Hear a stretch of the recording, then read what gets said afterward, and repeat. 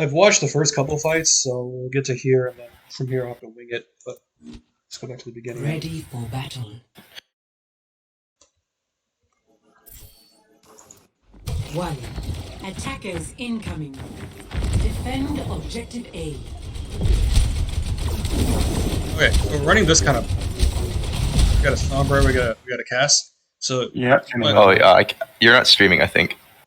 oh shit, streaming on OBS, but not on Discord.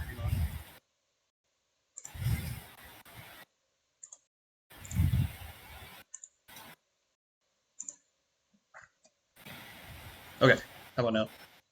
Yeah, I can see it. My frame rates are. This laptop is not liking this at all. Okay.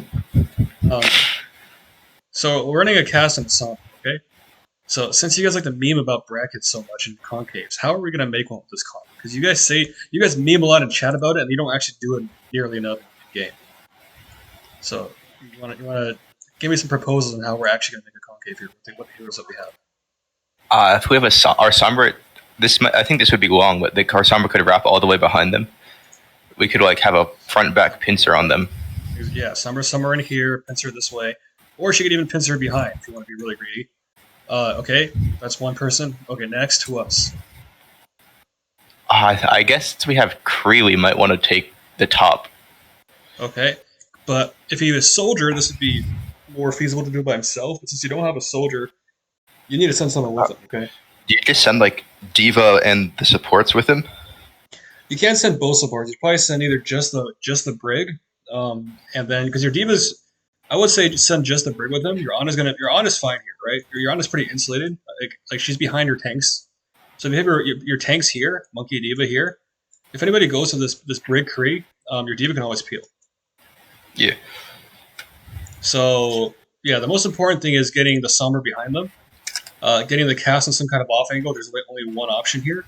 Sending some help for him. Like if you have a soldier, you don't really have to send the help with them, but even then it does help to have a brig. I'd say probably just put the brig there either way, because you're not really worried about your Ana getting dove here, right? She's so deep and behind your tanks, and this dive is just not very efficient for their tanks. So you need some help on the top. Your tanks are going to try to contest this high ground at the same time that you pinch with your Sombra from one side or the other. At the same time, your brig casts peek at the top. Okay, so Brandon's kind of thinking what you're thinking, and he's going top. Now the problem with this is, your Ana's back here purple and low.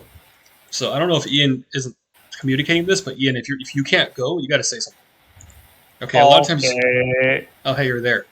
Did you say anything here? Because a lot of times I see this a lot where you can't go because there's someone in your face or because you're half health.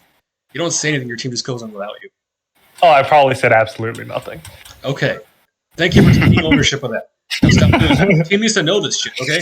That being said, before you jump, before you commit anything, right, all it costs you is take a look. Oh, hey, he's purple, right? Then you don't go. Right? Where you say, hey, let's go up top 3, 2, 1, and if in that time, someone's like, no, then, abort, right? But all you got to do is, like, from the front end, just look real quick, right? From the back end, say something. But even if Ian was ready, this guy needs to get in position, right? Brandon's got the right idea here, but he's taking a little bit of time to rotate. And like I said, you probably need to send Spidey with him. So, right idea. Everybody's got generally the right idea, except for Amon. Amon, I don't know what you're doing here, but this is no good. Right, you have to get behind him. Frontline Sombra, like, this is pointless. Right, you have to get behind him. Like, at this point in time, I want you to be wrapping around all the way here, and you peek out for this. Right, you peek out, you hack dash. And you can just hack this and just live here, kind of exist in here. Or you throw your translocate over here, just kind of exist in their backline. And the point is that you just wait until your team goes in, and then you pop out and you start hacking and peeking. Right, but you can't be stuck in the front like this, because they're not afraid of you if they can see you. But, okay, so we jump up, but we don't commit. This is good. If you drop your bubble at this point, if you're really upset. So we do end up waiting. Well, okay, that's too early. Right, only by about a second and a half, but your cast isn't peeking yet. Your cast isn't ready. And also, again, this flank, the right idea, but it's very hard to do without some help. So you're going to have to send a bridge with them. Because your brig's not doing anything here, right? She's like, this is a 5v6 right now. Your brig's doing absolutely And then Amon, you're just out of place, right? You have to be behind them at this point. You have to make this. You have to be here and make this on a look around for you, right? You want to be looking at sides and back sides. So this is good. This is a good view. This is a great view of Dash. If you can hack him, you 1v1 him, great, right? And then if they come after you, just translocate out. But you have to set this up, right? We're going in without the full pincer going on. So the seeds are there, but they have not flowered yet. Because one is not doing anything right now. He's not ready. He's like, oh shit, I'm on the front line. I got to go somewhere. Well, it's too late now. Your team is in. So if you're gonna go on a road trip where your team is fighting, this is a 5v6.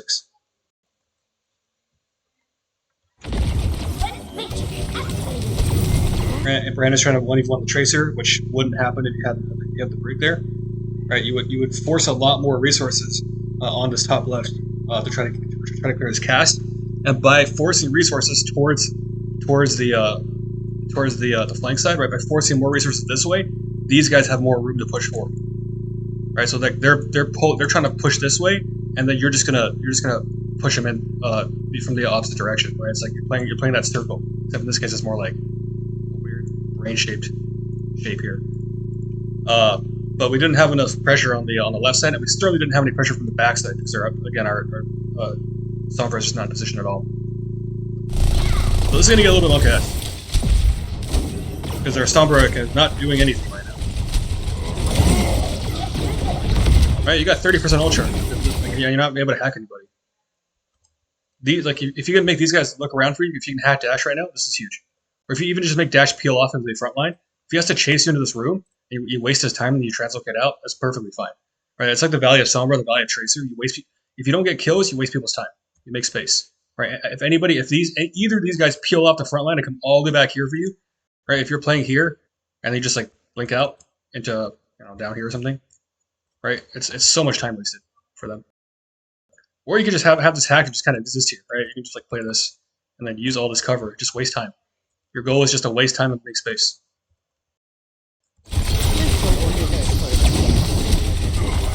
But this entire time, both DPS are out of position because we didn't have enough. Because even though he was correct, he didn't have enough help, and you probably should have asked for some.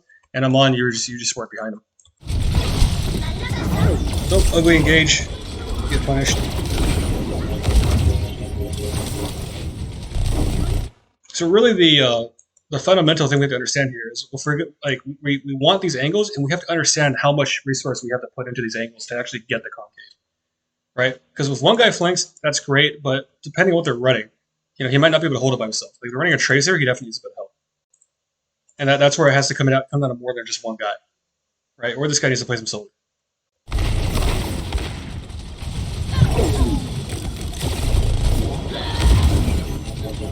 Unfortunate. Amon, if you get into a situation where you think where the fight's basically lost, if you can get out, I see this happen way too often where you die late. Okay, and if you can you don't have to reset as a Sombra or a Tracer. If you can get behind them and just live in their backline, like you just get back here and just you just live in their brain space. It's super, super big. Right? It just buys that much more space for your team because they have to worry about you. Your team retakes. But staggering stuff like this late is not. So just start leading earlier and stay behind them. Because this is a super, super late stagger now. Rand's probably gonna die, yeah.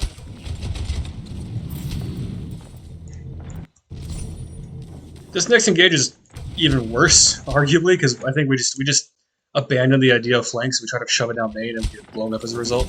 You just can't do this, right? Especially as the attacker, you're playing into a situation where they have a concave. You see what they have right now, right? They have Diva one side, Monkey one side. Usually, I prefer these two swaps, but it's kind of whatever. Dash is playing mid, which is But I prefer Dash to lean left, lean right for him. But they're pinching this giant concave here, and they have a Tracer to hog in your back line, right? So if they're bracketing right here, this is their bracket. Plus they have a flanker here. You have to clear this bracket somehow. You can't just walk down the main, right? So you got to send some guys up top, clear the one side of the bracket. You have your Sombra back here, hacking or shooting this way. That's gonna push off this side. Once this side is clear, there's no more bracket. Right? If you clear the right side of the bracket, now they're all concentrated here. And then you can push this side because now the bracket shifts from this to this, right? So first you push this side, then you push this side. It's like you're taking the bracket in 2 steps, but you can't just rush out main like this. Any questions? What should we do about the tracer? If they're like, isn't the tracer gonna pinch our butts when we clear our like if we leave our Ana main and we send Kree Brig to push out the Diva, isn't our Ana gonna get beat up by the tracer? So it kind of depends. If you know they have a tracer, she's really only going to be in a couple of spots here, right? She's going to either be chilling in here or on coast, right? So you send a couple guys here. There's a couple things you could do. The first thing you can do, obviously, is just you have your your diva has to understand that her job isn't to force front, and the monkey has to understand that his job isn't to go deep. Right, it's that you leave the option that if the tracer comes at your Ana on bus, your diva can always drop, and you have a brig next to her. So 3v1, that tracer should not win. And for that to work, this guy, and this is what we're going to talk about, you have to understand, because you asked the question, right? And the answer for you is, it's not what you have to do necessarily as the monkey, it's what you have to not do, which is this. Right? If you know that your team is going to have to expend resources, so heal packs, DM, on the back line, because this is not a guy you can reasonably clear out with your comp. You can't chase him down. You don't have a tracer of your own. So if you can't clear him out, you have to save some resources to clear him out when he commits. Which means if there's resources going this way, you can't then pull resources this way. You know what I mean? Yeah. So even with a nano, if you're expecting the tracer to come on your back line, you're just gonna chill here and play in the corner, right? Once the tracer recalls out, right, she commits, diva peels back. Well, if you have your brig here, then your brig caster here, your diva just peels for the tracer, right?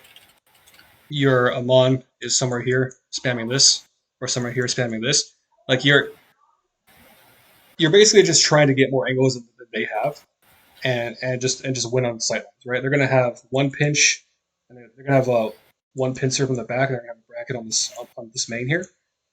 And at that point, it's just kind of like you set up the map the best you can, and you just try to out execute. I mean, at some point, you just have to play the game, right? But you do have to set it up, because if you're just gonna walk in here, there's like this, you're in a giant clump, and they're just gonna collapse you from 3 sides. This is no good, right? Trying to stay on your auto, quote unquote, is not helping her because they have nothing else to look at. If you make these guys look here, or you make these guys, this guy or this guy, look back for the Sombra.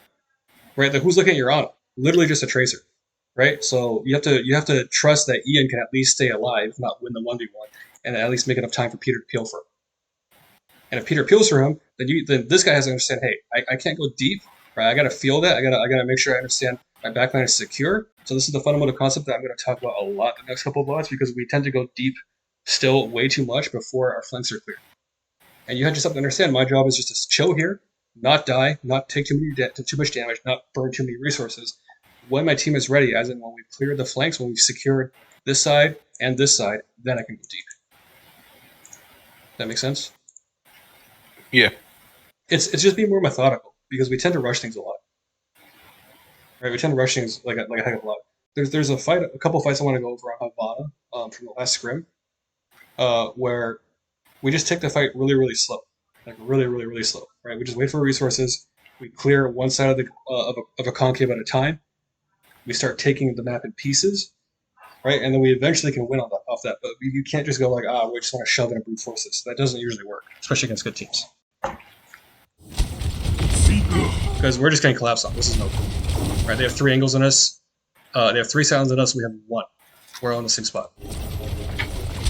So you just look at this, and you see what I see from the top. You should not expect to win that fight, right? They surround you on 3 sides. Doesn't matter how many arts you have.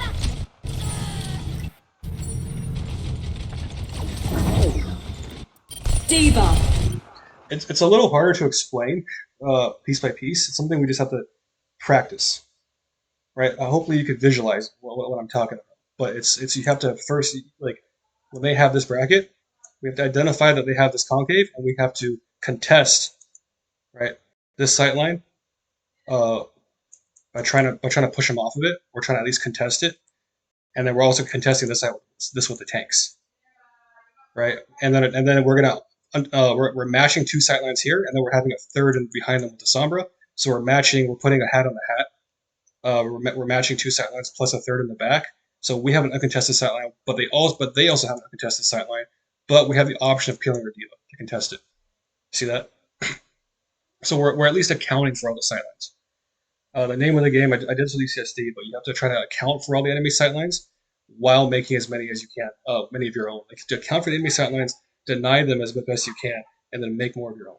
Right. So if you end up with 3 sightlines and they have 2, you're more favored.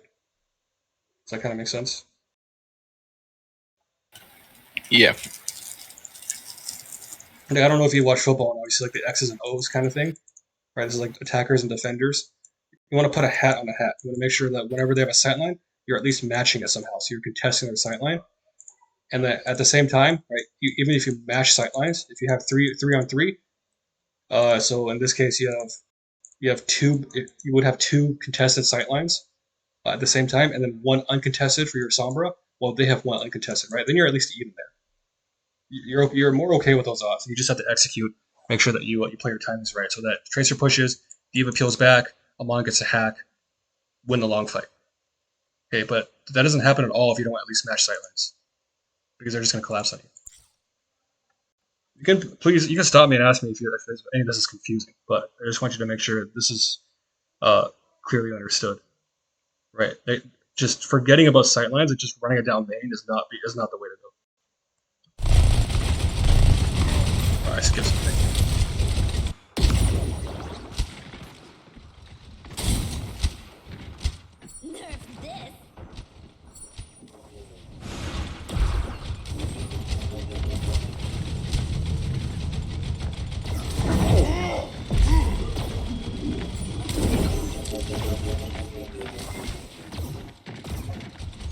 So now we're all gonna go top. And this is also problematic, right? Like we're splitting the monkey off, which is better than nothing. But again, look at what they have, right? They have guy here, 2 guys here, monkey here. That's not really a sightline, but really like they're playing to concave this area here. So this is a very hard concave on that door. Okay, so if it's uncontested, you're gonna pop out and get blown up from 3 sides. So how are you gonna do this? If you're popping out here, someone has to contest this sightline. You're going monkey for monkey. You know, it's not too bad. And then if you want to win this fight for extra credit, this Amon guy has to get behind them somehow, right? Either this way or the bottom way. So then you're going 3v2 on sightlines. You should be favored to win that. If their Tracer is behind you, it's 3v3, but she shouldn't win against the Diva Brig, so you'll take those odds. But what's the problem here? We're all trying to shove top. We're not flanking our Amon. Right, just wait a couple extra seconds. We have to get him around. We don't have enough pressure here. This is the thing we have to. It's a little harder to understand, or it's not hard to understand, but it's a little harder to do on the fly. But you got to look at the field and be like, it's like having a Cass here by himself, right? Can a Cass, like yes, a Cass there gives you the extra flank, the sightline. Can he hold it by himself? Does he put enough pressure by himself to actually contest the sightline? Because putting a guy there is not the same as contesting, right? The answer is no. So this guy having 1 monkey here, is this enough to contest the sightline? Well, if the echo flies on, he's dead. So you'd probably want some extra help on this side, right? You'd probably want, again, send your Diva this way, because your Diva always has the option of going this way also. And you probably want to send your Ana with these guys, and then these 2 guys are a tag team, pop top, and then Sombra comes from the back. In this particular lineup, that's how I would split it, because it gives you enough pressure, or it gives you enough presence on both sidelines to make both sides of the bracket contested, and actually have enough pressure to hold them while you're putting your Sombra on the backside. We're just going to force our way through a little here, but it's a little messy.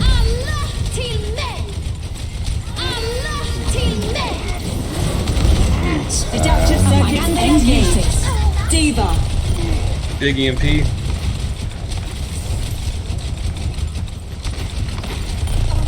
And the rest of this just clean up. Good job staying high ground back line. Right, we have to own that sight line. Did they not collapse on us when we came out? So we had both tanks. So our monkey came this way and primal this way, and our Diva shove this way, right? So we contested this. We contested this half of the map very hard with our tanks, and we had 4 people. They tried to collapse. We had 4 people in the hallway with the brig in here. So they did try to collapse on you guys, but we matched. This is you basically match hat for hat here, right? You shove hard right with your tanks while your core contested high ground fairly effectively. Right, you got 2 tanks top right, and then you're gonna rally. Like they're trying to do this, right? They're trying to smash this in and try to shoot these tanks. But we just had ults. That's really all it is. You see, like this is their bracket. We're gonna contest this side with tanks. We're gonna contest this side with backline. That being said, again, we need someone. I prefer this. This Summer needs to not be here. Right, frontline Summer's terrible.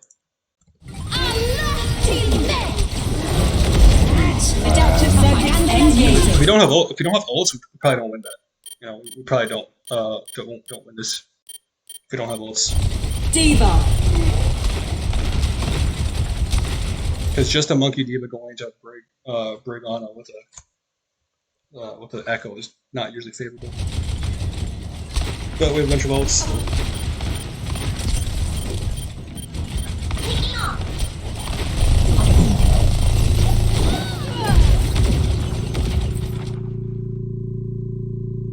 Okay.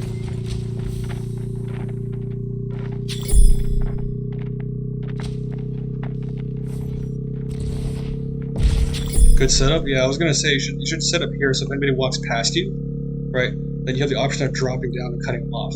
Because as a monkey, you don't really want to be here front line. Just leave one guy in point cap. 60 seconds. Dude, monkey's not your problem, right? If you see this guy, look at who. Don't. This goes for both of you and Tony. You see this guy, tanks are not your problem, right? You see this guy and you go, okay, who's helping him? Is this guy? Bubble this off. Make sure he doesn't get any help. All right, this bubble is like not nearly as good as it could be if you just dropped off here, bubbled off the brig. This is much better because this zones off the Ana. Right, this is really important. Don't burn cooldowns on tanks. They're not your problem. Okay. Yep.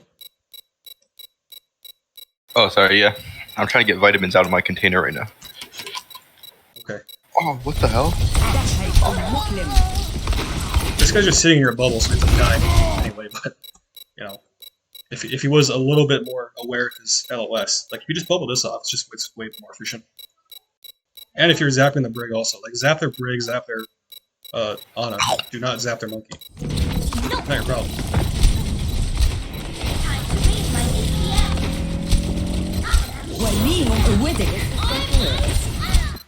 Right, this bubble is terrible because you have to. I understand why you did it because you're like, oh, I'm gonna get nano tracered, but you're playing too much frame by frame, right? You have to think a few seconds in advance, which is my next bubble has to go here. It has to zone this corner off. And if you do that and you play like that, then you're gonna do everything you can to not burn your bubble, right? You're gonna play high ground. You're gonna stay away from them, right? You're gonna do this kind of this bouncy thing on high ground, play cover. You're gonna play cart maybe, and your overarching objective to secure this point is to put all your resources you have into this area here. And you have to think of that in advance, right? You just say, what am I trying to do here that's going to win my team the point? It's not dueling a tracer. It's bubbling this off and cutting off the respawns. Can you see that? Yeah. So should I have just stayed where I was at the start, where I was like kind of at the top, and then dropped into that little corner? You can not drop, into it, but like in front of it. Like if you see a diva here, right? You can drop, right? If there's nobody else here, you can drop, but don't bubble it, right? Because you have to think my goal is to bubble this and contest this. Make sure no sightlines get through. So it's like, what are you doing in the moment? Okay, I'm dropping, I'm going up, I'm dropping, I'm going up. But what's my objective? It's to zone this. This is your responsibility. If you have nothing better to do, sure, it's that point. But as soon as you can, turn around and get off of it because this is actually your actual job is to zone off the backline. Right, this is where you're going to get the most value. This play is worth like 50 cents. This worth is worth $50. Right, you got to learn how to judge. Not just am I doing something. It's what's the most valuable thing to be doing. Right, if you're not thinking about that, then you get these kinds of bubbles, which are complete garbage. right? Like I think you don't lose this fight, but it gets a little scary because you lose a Mon because he gets slept, and then now this bubble is in a really shitty spot. You don't have a bubble for 12 seconds. Right? If you had a bubble right now, you'd be feeling pretty good about this. Or if you had bubble earlier, just here, right? These guys are doing absolutely nothing at this point. If you bubble there. But that's just you have to not live frame by frame. Stop the payload. Right? You have to think a little bit more advanced. What's your actual responsibility in winning this map, winning this point? I want to do one more fight because my voice is starting to die. I don't know if you can hear it or not, but just do one more fight.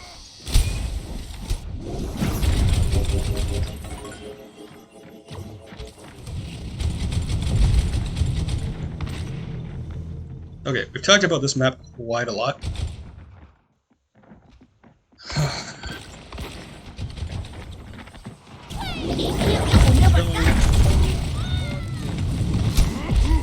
So if we know there's a monkey here, okay? We know there's a monkey here and they're not particularly close to contesting, just go get rid of the monkey. Just go get rid of him.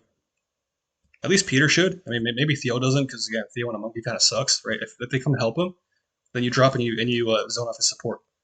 Peter should probably go after him, but what you definitely do not do, right? It's more about what you don't do than what you actually do when this happens. You don't go deep. You don't stretch your team front to back when you have problems in your flanks.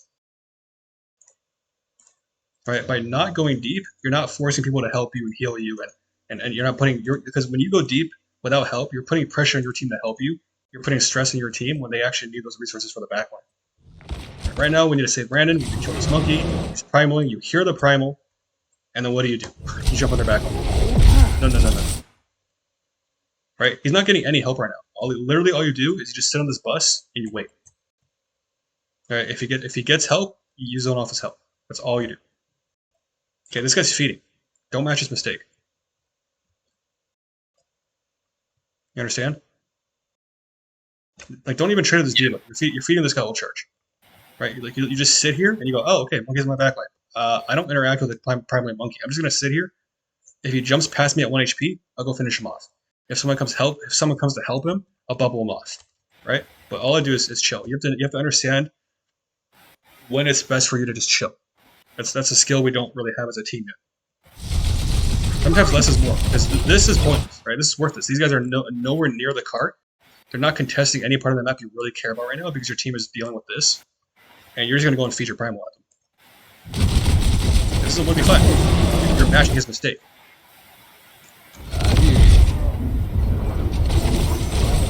Like you turn a terrible play from their monkey into a decent play because he went and fed. This guy should have just wasted his ult and fed your team with building ult charge, but you're giving him value. This is actually terrible. Right? And this happened on Gibraltar all the time. I'll go talk about that later. But if there's stuff going on back here, and you go fight here, you see, this distance is no good. Okay, take care of your flanks, take care of your rear, make your concave, right? And then pincer them. Brackets and concaves. But what is this, Theo? What shape is this? Cucumber. Yeah, no cucumbers. Okay, it's bad mechanically because you're not going to get any help, right? It's just you're taking a 1v5. You don't expect to win this ever. And strategically, what do you actually care about here on this part of the map? The high ground where that I was sitting on. Well, okay, what's actually going to win you this game? The cart. Right. So you care about this and the immediate area in front of it. Right. You don't need to fight for this when they're not contesting anything that's gonna they're not stopping the cart. They're not really even threatening the cart. Right. If they stand here for all the way until the cart gets to this point without contesting it, you're totally fine with it. All you have to do is set up so that they can't get to the cart, which yes is pretty much here, this area, right? This concave here is what you care about. Not this, not this, not even this right now. It's too far ahead. This is a good jump. Why is this a good jump? Because I'm like, it's not a concave. It's like a front back pincer. They kind of don't like me sitting here. Where were we? I mean, it is a concave, right? More or less, because you're you're going to own this side. Your core's got this and this. Your cast is flanking. Again, this guy needs help. Okay, you're probably going to want, if your diva's going to play main, if your diva's going to sit with the on cart, Ben, you need to help this guy. Okay, you can't just be a cart bot. I know you're trying to go high ground, but you have to look at what your team is doing, and your monkey doesn't need help on high ground, right? This guy needs help on the flank. You got it, Ben? Yeah. Yeah, just again, all about flexibility, right? High ground is good, especially if your Honda's trying to go high ground. You can't really do that right now. Like if your Honda was here, yeah, go high ground, right? But you don't have time to go high ground right now. The fight's breaking out, and you need to get this concave. How are you gonna get this concave? Get your cast on the flank. Your monkey's fine where he is, right? Diva's gonna own the cart with insulating on in the back. 1, 2, 3, 4, 5. Amon, you're out of position again, right? You should already be like all the way the hell over here on coast. There's a pretty good Maggie here to hack also. There's no reason why you should be in front of him. So this is a pretty consistent problem. I didn't see it in the recent scrims, so I think you fix this a little bit. But if you ever get this habit, right? If you draw a line between your front lines, and you're half of that line, you're doing something wrong. Okay, get behind the enemy, please. So that jump is good, and I'm about to go like you're helping get this concave, right? If you weren't there, then the concave goes from being this to this. Oh shit. To this, right? It's a shittier concave. And yeah, like if they walk past you, you can drop on their backline with nano, right? Super good. Because you could also have like a Hanzo here, right? If you had a range DPS, but you don't have one, so like it's like we have to be a little more flexible and creative with how we make our concaves. Cass here, great. Somebody help him out. You have to be able to have enough pressure on that side to actually hold it. Monkey here by himself, totally fine. Diva here, Ana here, fine. This guy's out of position. But yeah, it's a good jump, right? And you recognize that this is a good jump because if they want to turn right, and you're going to make them look left, right? If you're going to pull attention away from where they want to go. You see why this is good now, Tony? Yeah, that's it. Okay, so you're going to set up for what looks like a great play, and then you're going to throw it all out the window. This is going to drive me crazy, and it should drive you crazy. And if it drives you crazy, then you'll never do this again. Because you'll be like, wow, that was so dumb. Why did I do that? And you learn, and we get better. Okay, so things... oh, God. Do you need to do anything right now? Like, Not really. When do you actually need to do something? When their tanks engage on us. Yeah, or like, when they do something, right? Because you've made a big concave around the cart's gonna pad this way, and you're making a big concave around it, and you're daring them to touch the cart, right? You're saying, go touch the cart and walk into my concave. And usually, if you were the defending team / in this case they're actually the attackers because they're defenders but they're coming back to respawn. So if you were trying to attack into a concave, you're gonna see them go, wow, I probably don't want to walk into this. Right, what I probably want to do is I want to try to like clear my flanks first, right? If you were these guys, then you would be like, okay, clear the monkey out, rush an echo at him, clear the cast out, rush a diva at him, right?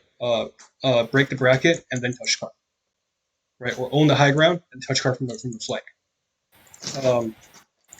So until they do something, either they walk into your concave, which if they were smart they wouldn't, or they start shoving your flanks, right? They start pressuring it. They start going after Brandon super hard. Or they start coming after you super hard, right? You don't have to do anything right now because they're not doing anything, and you have a favorable map control around the cart path, right? So another problem we have a lot where we take fights a little early, and the problem is you have to understand what you're buying with your resources, right? Because right now the cart's here. It's probably going to get to white relatively, at least halfway to white without being touched, right? And even like back here when the cart was all the way back here, right? It's going to get to bust. It's going to make this distance without being touched. So there's no reason to primal in their backline when this amount of cart distance is not contested, right? If you're committing resources, you better either be buying cart distance or buying map control so that the cart can actually if you get map control. right? That gives room for the cart to push. If you're not doing either of those things, if like the cart's pushing, the cart's rolling back here, and you're fighting here, you're blowing your cooldowns for nothing, right? You're blowing ults for nothing because whether you use ults or not, the cart's rolling the same distance. You see what I mean? Yeah. So anyway, you've got to be more objective focused, right? More long-term focused. So yeah, right now you only need to do something if either A, they fight on the cart, which yeah, this is actually the best case scenario. They're gonna walk into your concave if you like this, or they do something to try to break your concave, so they come after you super hard, or they come after Brandon super hard. Okay, this is none of those things. This is none of those things because they're just standing there training with Peter. And if you were to do something, would you jump back to your front line? No. What would you do instead? I'd want to jump like in that, like not go in the room, but at the little door where their Ana is. Yeah, if you're gonna jump, if you're even gonna jump, you'd probably jump here, like somewhere in this generator on their back line. But I would say you would try to just actually wait. Yeah, okay. I would say because if you can avoid jumping, the whole point of being a high ground is you can just drop them, right? You should just be able to walk up and drop. You just drop here and save jump to get out. Okay, so this is a bad jump because you're jumping on a tank back to your front line. So you're conceding this angle without being forced to. That's mistake number one. Mistake number two is you're blowing a cooldown on top of it, right? And mistake number three, jumping on a tank. Mistake number four, you're doing it before things need to happen. Right, this card's still gonna go. It's fine. If they walk in and touch card at this point, right, then you go on their backline with Nano. You don't even go back to card. So this is just a litany of mistakes, and it's gonna toss this fight. Also, Mon's out of position still. Go to coast, dude. Right, you gotta get here.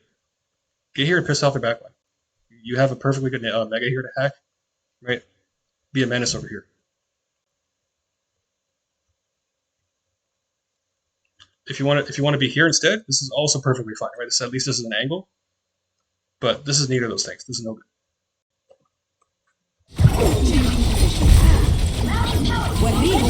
Imagine if someone was here to drop on this backline with a Nano. Right, all you gotta do is walk this way, and then walk off. You don't even need to jump, right? Or walk this way and drop off behind them. Like instead of drop in front of them, you drop behind them. You make them turn around for you, right? If you're a monkey player, you love seeing this. You love seeing people starting to trying to walk past you.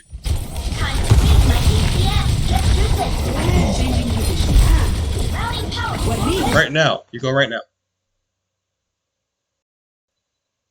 You see why this is so much better? Yeah. I'm coming from their behind. Can you explain to me, Tony, why this is a much better play than what Theo just did? Put you on the spot because you're the new guy.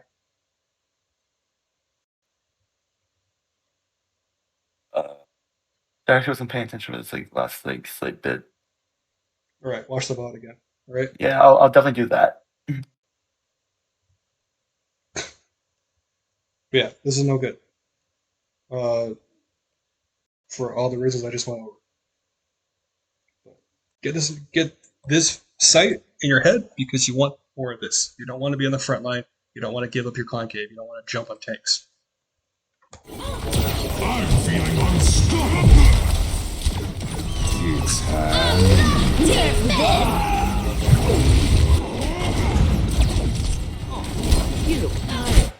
And yeah, Ben, you gotta help this guy out, right? Because you're gonna win or lose this fight based on whether you have the concave or not.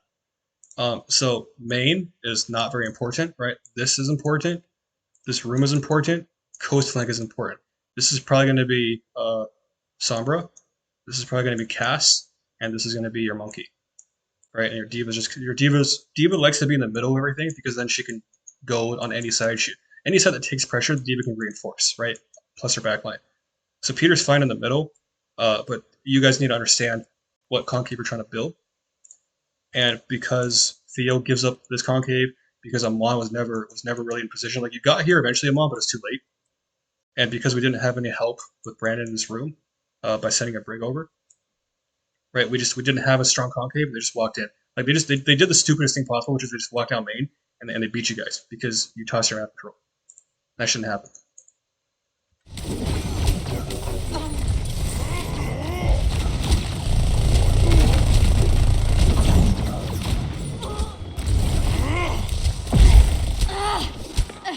All right. My voice is kind of dead, so I'm gonna have to call it.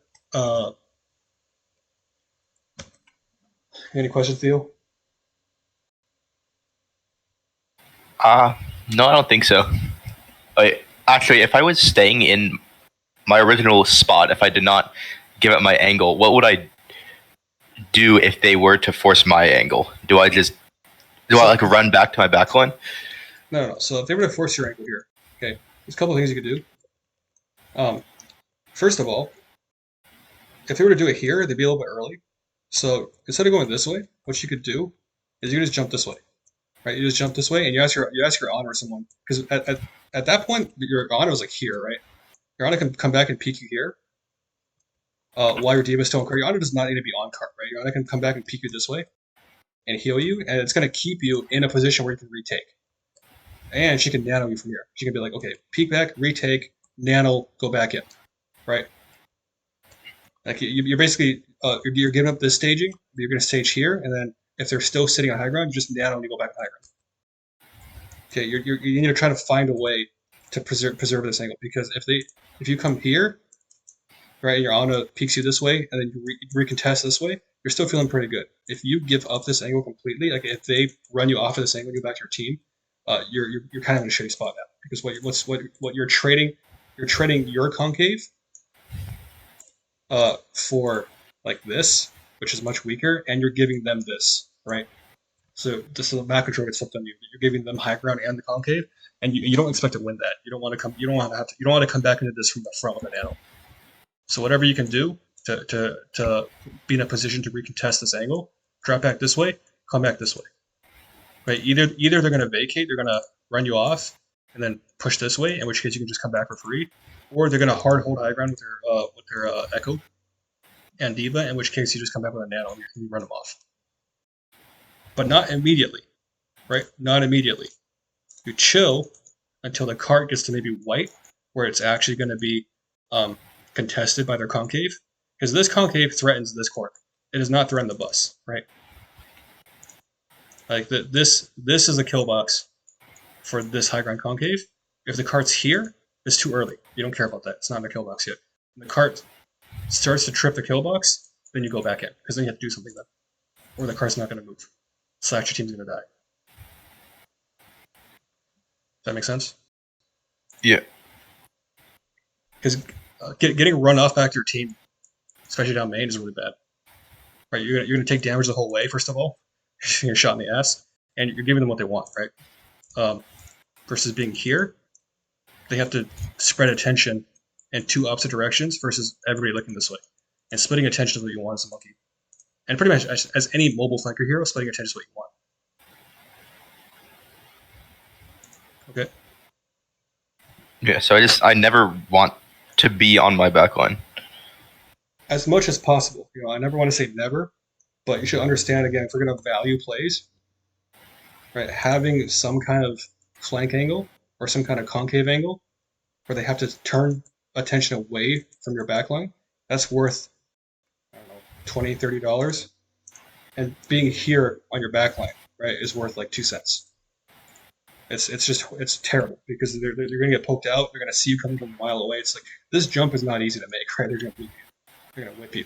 This jump, much easier to make, because they're not looking at you. They're looking this way. They're looking for your DPS. They're looking for your Sombra. They're looking for your Cass. So this jump is free, right? And the more directions you pull them away, you pull them at, the more you're going to win.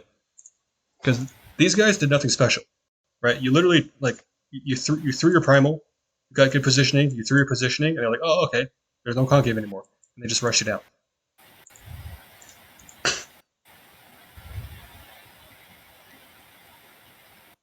Okay. Yeah, makes sense. I want to talk about one more thing. I'm gonna get a sip of water. So my voice doesn't die.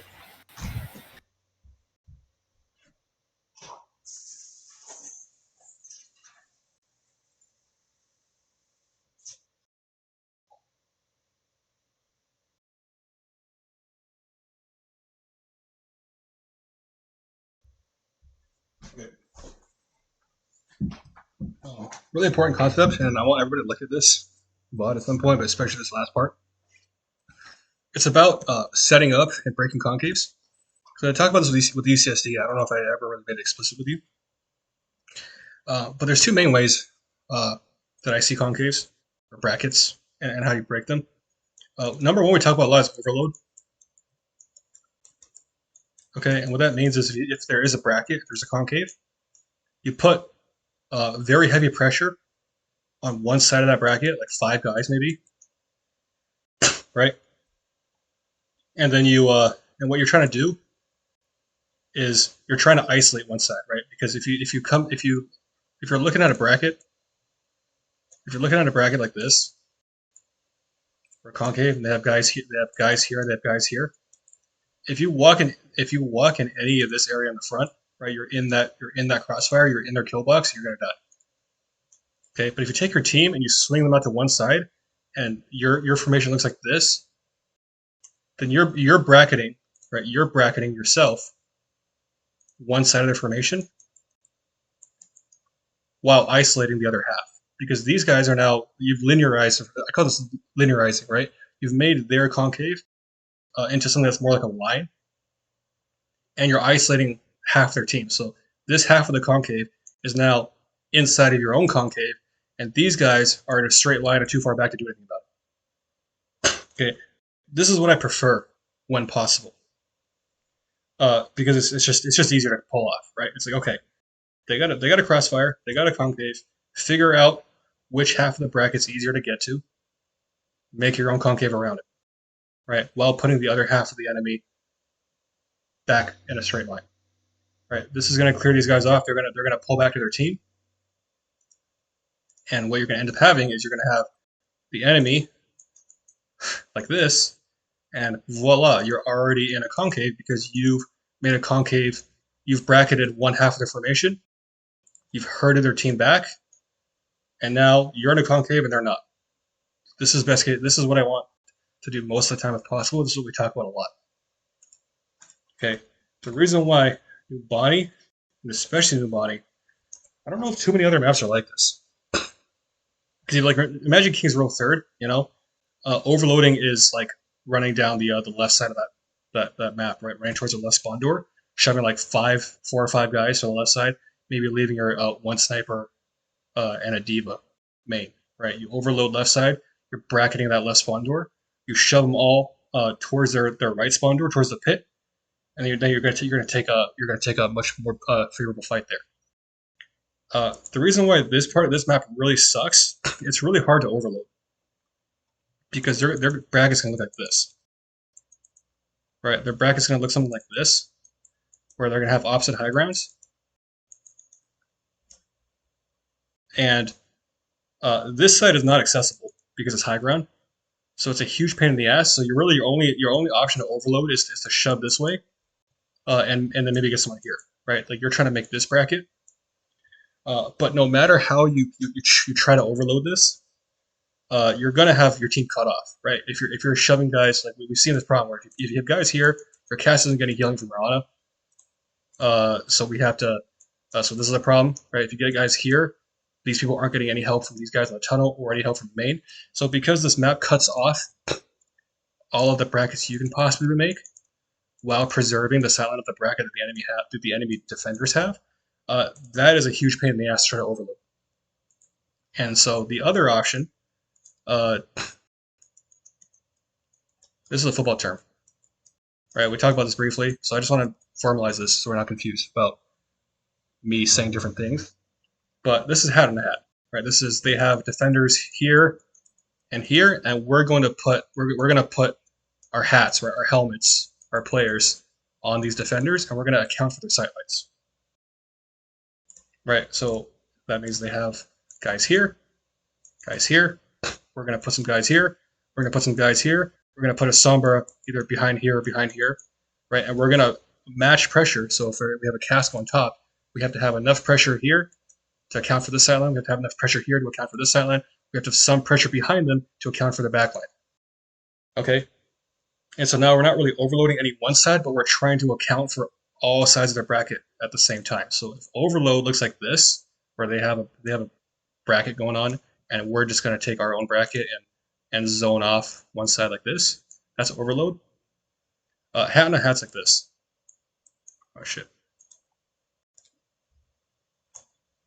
Right, we're gonna go a couple guys here, a couple guys here, maybe like a tracer or a somber behind. Okay, this is a little harder to pull off because you have to know, everybody has to know exactly who needs to be where, go at the same time, and you have to be able to calculate how much pressure you need to actually even out at each side of the map. And even if you even out, right? Like the reason I like overload is because this cuts it off, and it makes it so that this half of the fight is very favorable. This is like a 6v3. This is like a 4v3 or a 5v3 plus a flank. This at best usually gives you even odds, right? This is like 2v2 here, 2v2 here, 1v1 here. You're matching 3 sightlines or 3 sightlines. Fight it out. Okay, I don't usually like doing hat on the hat because it's much harder to pull off, and you have to calculate precisely how much pressure you need at all different parts of the map. You have to have this going at the same time, and then at the end of it all, you have more or less an even fight, and then you have to just execute. But it needs to happen on Numbani because you can't overload, right? You can't. There's no way to make a bracket here where the two sides of the bracket here can actually support each other. So I just want to make that clear. I favor overload a lot more whenever possible, but on certain maps like this, we do need to talk about how we're gonna do hat and hat, right? How we're gonna actually match all these, because that's really the only way you're gonna break these. It's not really easy to do overload unless, right? What I saw UCSD do is you just like do you run 6-man, you run through here, you hard overload the platform, and then you poke out a soldier here, or you poke out a like a pharmacy here or something. Right, you hard like that's really the only way you're gonna overload this, by just running at their backline and then pitching from main. That's another strategy which we might like better because we do run a lot of Pharah, and frankly, it's easier to pull off, especially in a team environment. Anyway, does that make sense? The two concepts, overload and matching. Yeah. Is your win condition for matching just you hope that one of your groups beats the enemy group? It's like, so your win condition really, it's you match pressure, and I mean sure you can hope that you beat, but your big win condition is like, the reason why on this map more than other maps a lot of teams just basically do nothing until they get nano is your win conditions really just get an ult, right? Because when you're trying to fight even odds into a team that has map control setup, you don't usually like that, right? A lot of teams will just literally do nothing here until they get nano, and then they hard engage. Wow, they press with tracer in the back, press someone here, monkey goes in. You see this happen before, right? Like you're like, oh, why didn't they do anything? Well, they're trying to get nano because this map is really hard to break without it.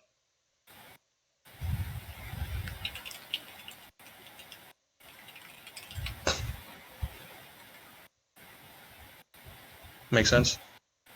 Yeah. And yeah, I mean, at some point, right, you have even odds. You match all your sight lines, and then yeah, it's like you could say hope. I'd say just outplay them, man. Impose your will. But you know, that's where the micro comes in, right? But again, that's why I like overloading, because you take this, you turn it into these are better than, like, this half of the fight is better than even odds for you, right? We want this whenever we can. Don't play fair. Where's the fun in playing fair? Okay. So for you, Theo, don't front to back less, side to side more. Okay. You got to realize when you can't afford to go deep, because it puts a lot of stress on your team. And Amon, I just need you to get behind them, man. You're getting better at that in last scrim. Just keep working on it. And Ben, be more flexible about who you're with, right? It's not always, oh, high ground or, oh, I'm Ana. It's like, who needs help right now? Well, right here, your cast needs help, or you're not going to be able to match hat for hat. Yeah? Yeah. Any questions?